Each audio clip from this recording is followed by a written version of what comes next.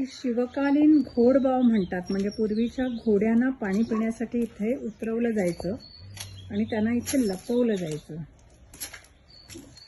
तर ही अशी शिवकालीन घोडबाव म्हणतात, घोडबाव. आणि ती अजून तशीच ऑथेंटिक आहे किल्ल्यामध्ये.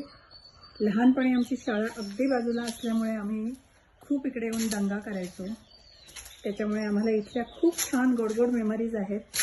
हे असे आमचे कट्टे होते बसायला.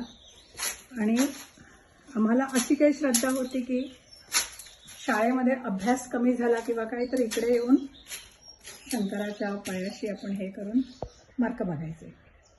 असं एक होतं आणि आम्हाला ते मिळायचे. सुंदर ही असं पाणी इकडे आणि अजिबात कुठल्याही तऱ्हेचा मॉडर्नायझेशनचा न टच असलेलं हे माझं जन्मगाव. आमच्या घरापासून अगदी 5-7 मिनिटाच्या अंतरावर हे पुरातन शिवमंदिर. आणि त्यांनी तसंच ठेवण्याचाही प्रयत्न केला आहे. गोशाळा आहे, 4 गायी आहेत पाळलेल्या आणि मेंटेन करायला 1-2 जण आहेत.